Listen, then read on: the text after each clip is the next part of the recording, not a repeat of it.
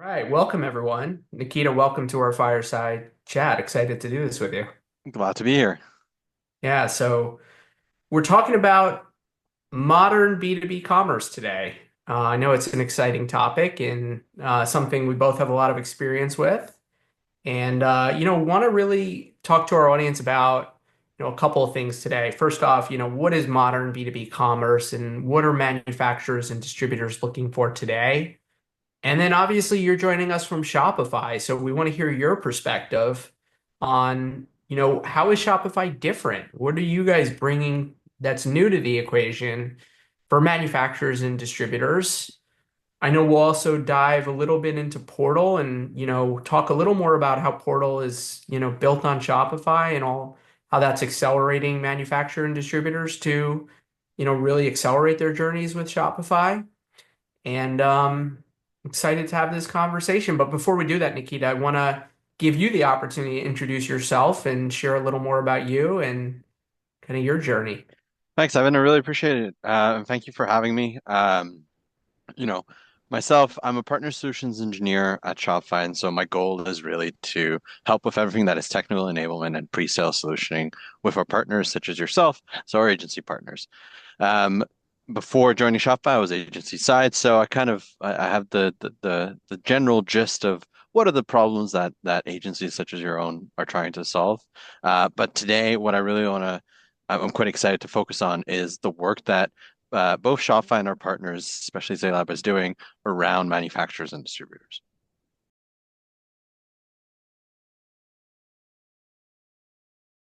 So Nikita, you and I have talked a lot about, B2B buyers really needing a new playbook today. And I wanted to just start with, what are you hearing from buyers that makes you believe that B2B companies, they need a new playbook? What are they telling you? Yeah, I think, look, we're in this digital age and we're seeing a lot of sort of changing of the guard within the larger enterprises that are focused on B2B. Whether it be the next generation taking over, whether it be the older generation selling and retiring and the younger generation coming in. And you're just seeing across the board a willingness to have digitally native experiences um, for for even those traditional manufacturing distribution type of businesses where the buyers want to be able to show up online and make their purchases. And ultimately that requires a paradigm shift, not only technologically, but also we have the whole aspect of having to deal with the cultural changes that come with having a more sort of digitally native purchasing experience. That makes total sense. And, Nikita, you talked a little bit about, some of that demographic shift that's happening. And, obviously there's a lot of changes and expectations around digital experience are clearly increasing. But, I think you probably see the same thing that I do, which is despite that, manufacturers and distributors, they often struggle with that transformation. And I'd love to hear from you, like, what do you think the reasons are that, they struggle to, either believe or to execute on the transformation required to meet these new demands? Yeah, I think you hit the nail on the head there, where the struggles are there, and the main issue is really culture. You often through this digital transformation, you have a cultural transformation that has to happen in parallel. It means that, the sales reps that are used to, having to place the orders on behalf of their customers, maybe they need to let go of that and do the things that they actually enjoy doing. Because let's be honest, a sales rep doesn't necessarily enjoy the admin and the manual toil of actually entering the orders manually. What they enjoy is actually going and selling those physical interactions. And so in this age of, being digitally native, AI taking over quite a bit, um, we need to sort of focus on the human aspect, the human interaction, and what is the human capital within a business, and trying to make sure that we align the digital transformation with that cultural transformation. Love that. So tell us a little more about, what is Shopify's philosophy when it comes to this? How is, Shopify enabling this modernization? Yeah, so I think that the main thing that we need to remember is that from a Shopify perspective, what we introduced about 2 years ago now, time flies, is are the core B2B primitives from a data perspective. So what we're talking about here is price lists or catalogs, depending on the jargon that you're used to, the concept of companies, company locations, and generally just more refined permissions in order to enable things like having sales staff within the digital environment. And so once we've brought those in, and also all of the sort of features that are needed from a checkout perspective to start that B2B journey, we were then able to present this to our partners who are then able to build upon that and expand that out to all of the more refined use cases. So, and we're going to touch upon that and that's Portal. So Portal on your end, you were able to build upon these data primitives that are B2B focused and build out an experience that is specifically catered to manufacturers and distributors, and be able to actually service them efficiently.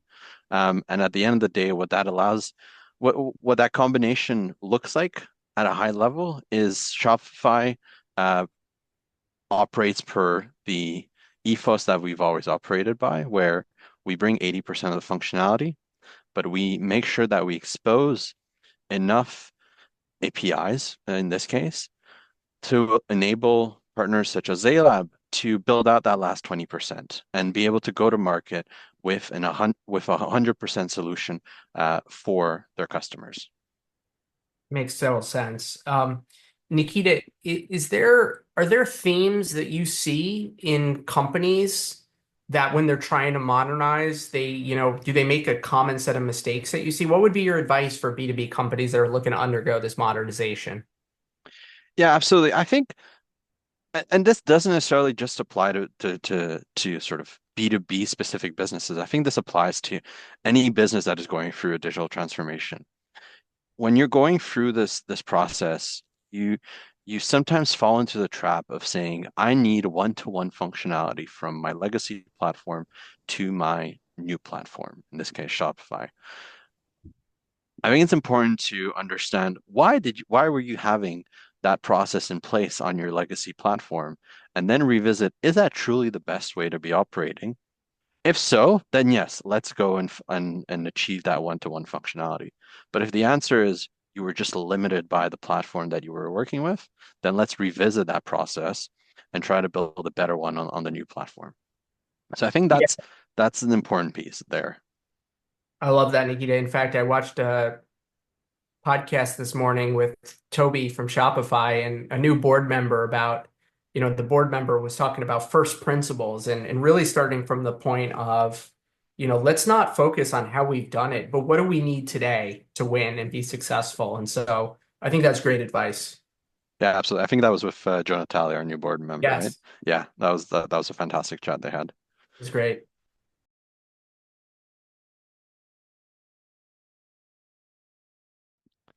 So we've already just talked about a bit of the sort of cultural shift but more importantly, what I want to dive into is more of the tech shift.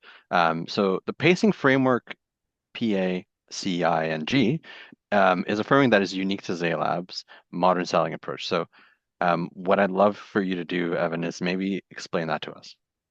Yeah, happy to. A couple of years back, what we started to find was that, organizations were struggling to figure out, what are the capabilities that we need? And so we created a tool that we call the periodic table of B2B commerce. And, there's 152 elements that we think are important for B2B companies. But what we consistently found in our research and working with clients was that there were six that really mattered. And we created the pacing framework, which are six of the key elements. And it's really, what we found is that companies that focus on these six elements begin to see outsized results and benefits of deploying B2B commerce. And it's personalization, automation, collaboration, integration, nimble, and guided selling.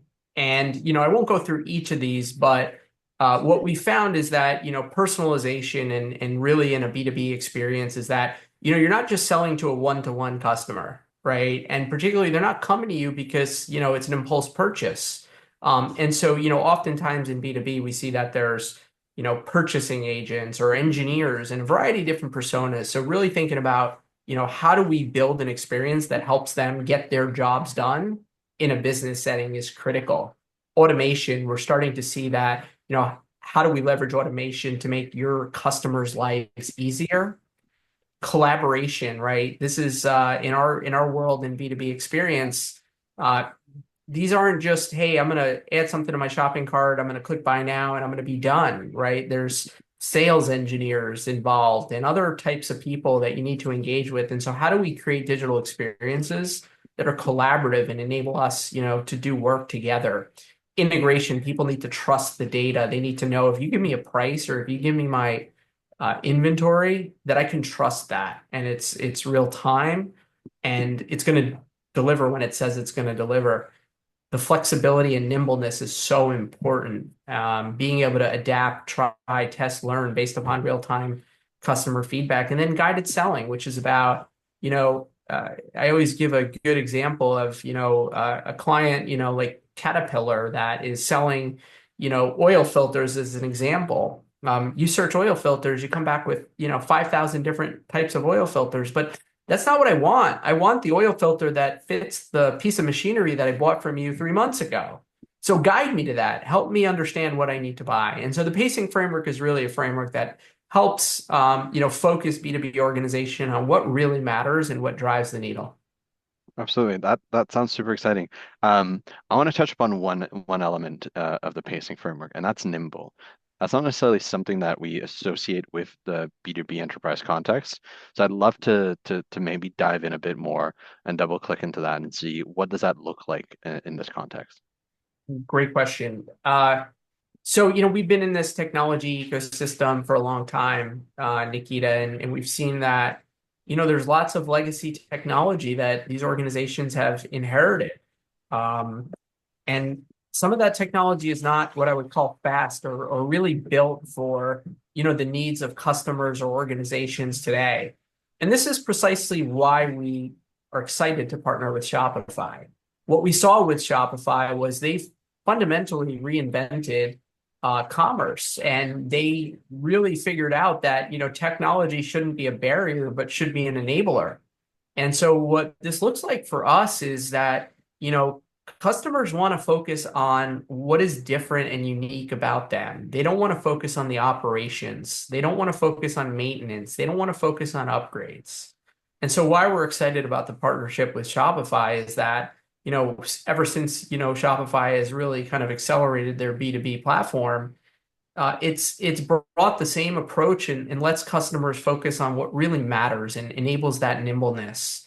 And so for our customers, what it means is that, again, they're not focused on operational maintenance support. They're focused on how do we build the capabilities that are really going to move the needle for our customers.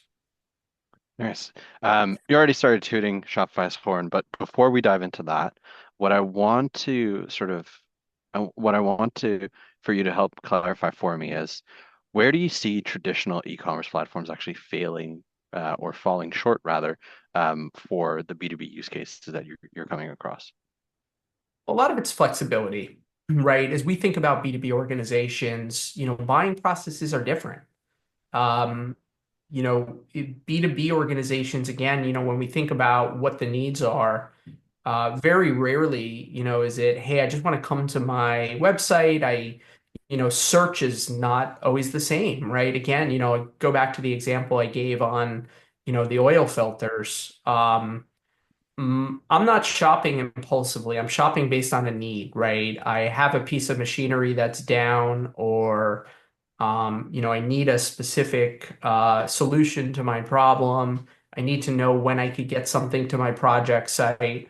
And so when we think about B2B commerce experience, we have to really think about, the unique needs of B2B organizations and what that buying process ultimately looks like. And a lot of the commerce platforms out there are just not flexible, and they, struggle when we want to build experiences that are really purpose built and tailored to the customer's buying process. And again, Shopify through its APIs and B2B primitives and solutions like Portal have really enabled us to do that and adapt the platform by bringing the 80% of the core commerce capabilities and then letting us focus on that 20% that is differentiated or unique to that customer's buying process. It's, Um, you're out in the field. You're selling Shopify, the platform. You're implementing Shopify, the platform. What I want to hear from you is actually what are you hearing from specifically manufacturers and distributors around why is it that they're actually going with Shopify in the end? Um, and like what resonates about Shopify for them? Well, I think all the benefits, that we've talked about, right? Everybody's heard stories of, hey, your grandma can set up a shopping e-commerce website, overnight. And I think that's really true. And what we're hearing from, B2B manufacturers is they're desperate. They're craving that flexibility and that speed and that innovation. And look, we have spent a lot of time with enterprises. Oftentimes when we come in, they do think of Shopify as, something that's great for retailers, but they don't yet believe or they don't yet know that Shopify actually has, robust capabilities to service enterprise B2B clients. And through some of what we've done with, Shopify and Portal, it's really enabled us to go have a more fully formed conversation with enterprises about, how do we meet their complex needs through this solution. And so, again, that's what's really made us excited is that, again, Shopify gives us the speed, the platform, the capabilities, and then we've supplemented that through Portal to really say, hey, here's the other 20%, 30% of what you need. And, given our experience in the B2B space, we've built a really purposeful focused experience that is truly well aligned to the needs of manufacturers, but leverages all the benefits of Shopify. Yeah, absolutely. I think the other thing that sort of highlight here is at the end of the day, like a lot of the legacy platforms that we're seeing out there are have versions. They require updates that are often very expensive. Um, and I don't want to dive too deep into this, but ultimately it's about talking about how Shopify ultimately is versionless. We will continuously push out updates.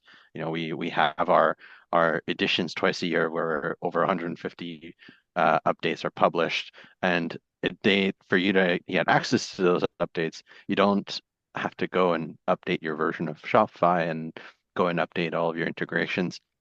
Ultimately, as long as everything is built in a scalable and performant way, then you are not in a situation where you have to keep updating everything that you have already built out and more importantly your commerce platform itself. But anyways, I don't want to dive too deep into that. But um, speaking of like comparing tech stacks, comparing platforms, um, again, you're out in the field when you talk to the B2B leaders, um, what do you tell them to, um, how do you advise them on evaluating whether their tech stack is actually helping them or hurting them? Well, look, I think one way we do that is, we ask them where their time and energy is going.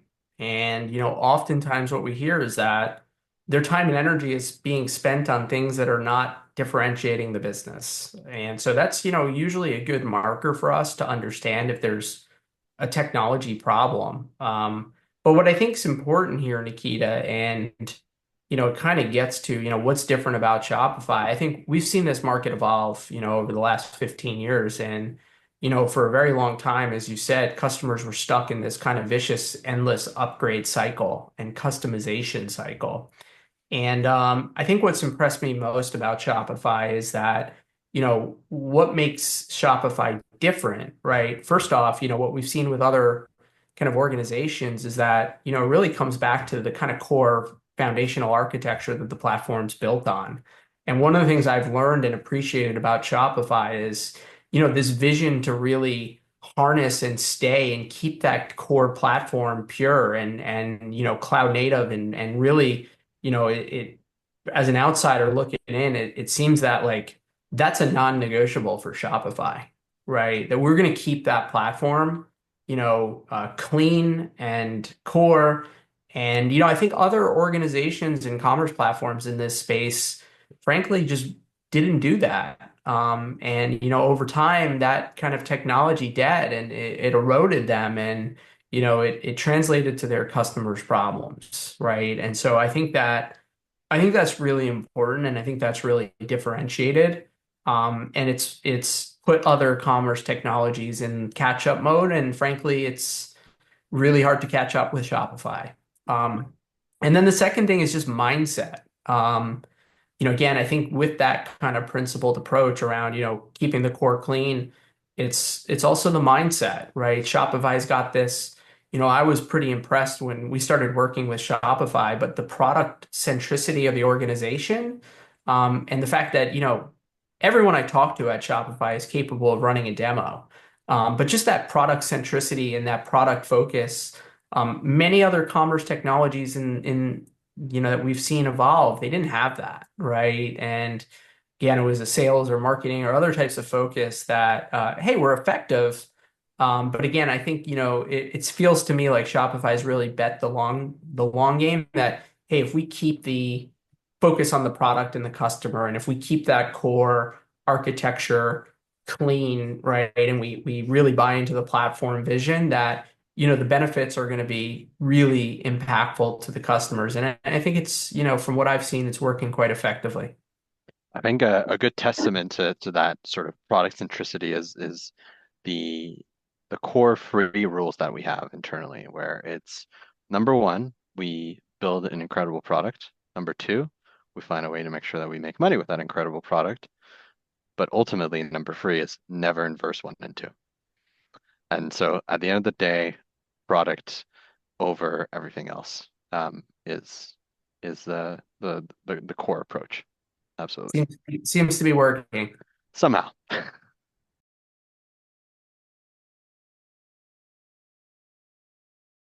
All right, we've talked a bit around, why does B2B need a better playbook? We've talked about the tech shift.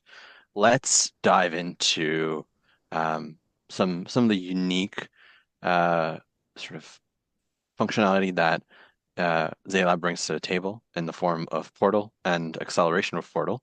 So, from a technical perspective, Evan, how does Portal build on Shopify's native B2B capabilities? Great question. So what we saw as we, entered the Shopify ecosystem a couple of years back, we were quite impressed at the level of innovation that Shopify had done around B2B, and namely the B2B primitives and the underlying data models and capabilities. And, it occurred to us, kind of having been in the space, that not a lot of people knew this, that, this was a bit of a secret that, Shopify had, really kind of innovated around B2B. And again, it had all the foundational pieces, but it didn't, really come across as, we would look at demos and solutions. And so, over the years, we had built out a solution called Portal, which, for us was, really this manifestation of having worked with B2B organizations over the last, 15 years.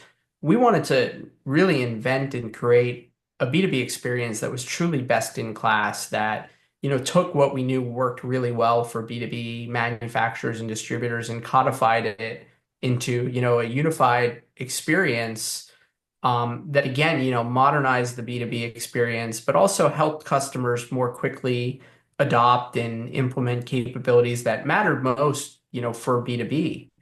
And so what we did was, after we spent some time with the platform and we recognized that, there's a lot of goodness here, we took Portal and we integrated it with Shopify's B2B primitives.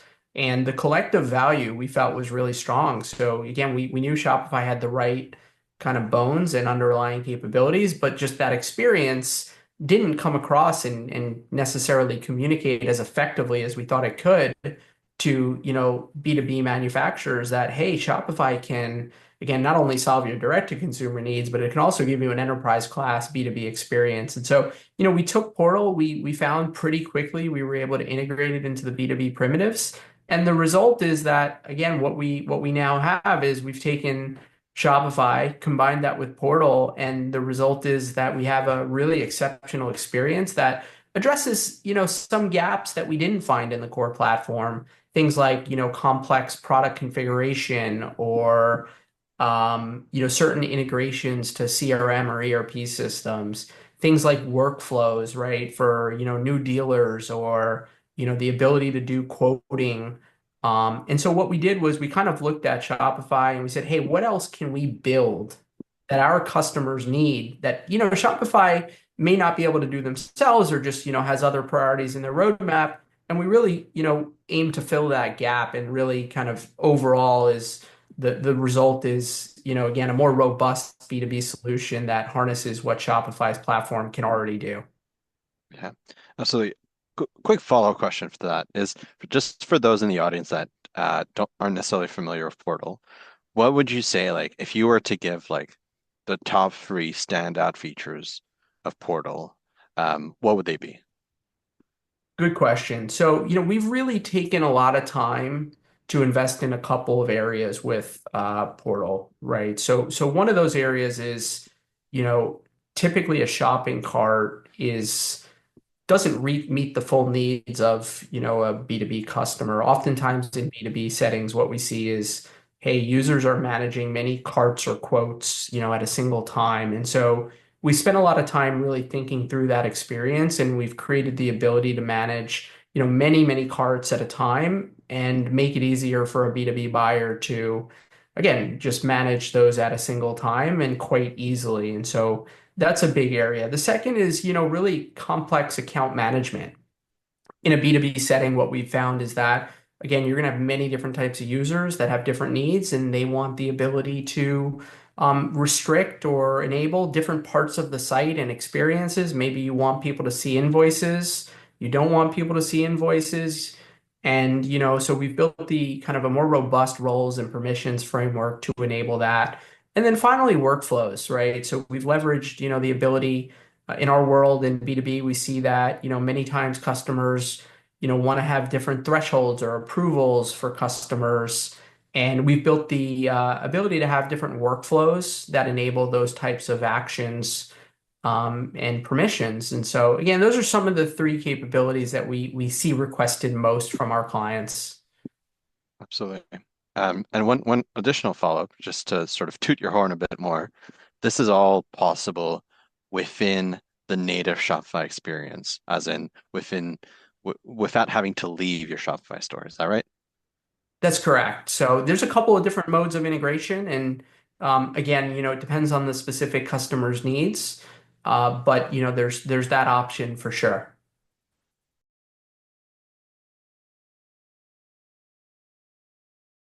So Nikita, if somebody's watching this and they're stuck, what would you recommend as their first step?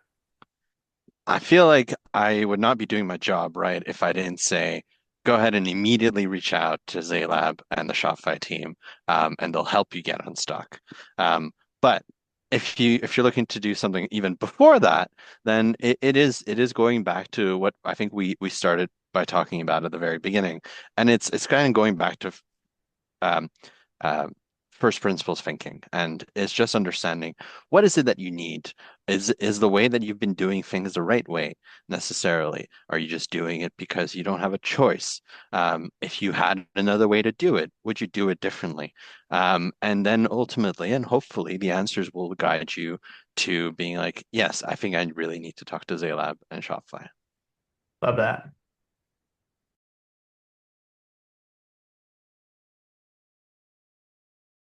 Once they've reached out to you and once they've started working with Shopify and Zaylab, they've started using Portal, they've they've launched, they're selling on Shopify, they're all super excited. What types of results can the teams expect to see within the first 90 days? Yeah, so we encourage our customers to really focus on an MVP approach, right? You know, what's the minimum viable product that they can deliver quickly? Because at the end of the day, getting to market and getting something out there is the most important thing. And it's hard to do. And so, we very much encourage our customers to think in increments of 90 days, which is, hey, what can we accomplish that's going to meet a real need that's viable and get them to market as quickly as possible.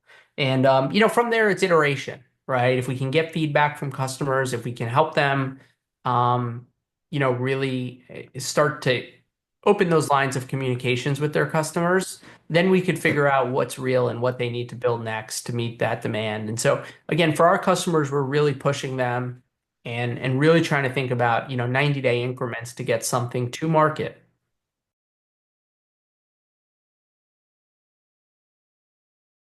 There's also, I'm not sure if you've seen this, but we've seen a lot of, hesitation of moving off legacy technology. Like it's safety blanket or comfort blanket for them. What would you say to leaders that are hesitant to do that? Yeah. But before I dig into like what are the arguments to sort of move off of legacy stacks, I think there's something somebody posted this on LinkedIn recently, and it's not so much about sort of moving on from your legacy stack that's difficult, but it's moving on from nostalgia. It's something that it's something that you're comfortable with, and change is scary. Like let's not hide it. It can be scary, it can be challenging, and involves a lot of change management. So beyond that, what are the arguments that you need to look at in order to actually that make the plunge and go in and actually move off your legacy stack? Well, it'll really depend on which leadership role are you in. If you're a CTO, then you probably already know that working with Shopify from a technical perspective is a lot easier. So you need to then convince your CFO to sign off on it or your CEO to sign off on it. Well, what's the argument there? Well, maybe it's looking at the TCO, um, the total cost of ownership, understanding that with Shopify, your TCO is very likely to be lower. Why is that? Well, it's because you don't have as much of the keeping the lights um, uh, budget that is required, keeping the lights on budget that is required. So what does that actually mean? It just means that instead of having to spend on OpEx to make sure that everything is running and updating your version every few months, well, you're able to shift that budget over to focus on innovation, which will ultimately make your CFO happy because it's CapEx. It'll also make your CMO and your CEO happy because you're then able to deliver more exciting experiences for your customers. And then if you're the CEO, then you combine those two previous arguments to go and convince your technical teams and your financial teams, and you're off to the races. But ultimately, it'll really depend on which leadership position are you in. But it's around looking at how easy is it to work with Shopify, and what is the actual cost of owning your platform. It's great. So. Um, we've been having a good time here. Evan, if you were to summarize, what makes the Shopify plus Zaelab partnership unique? Great question. I think what makes us unique, Nikita, is that,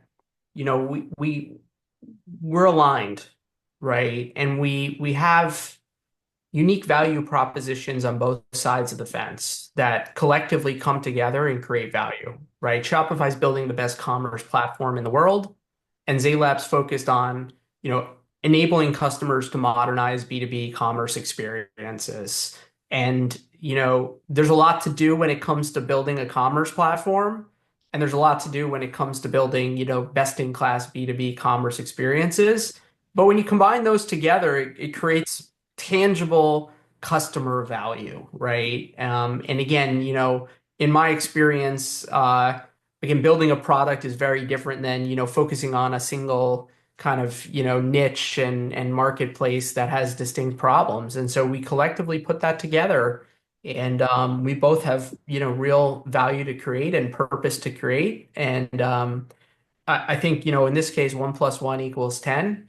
But that's really what creates it. We're aligned. We're both looking and ambitious about, dominating the market.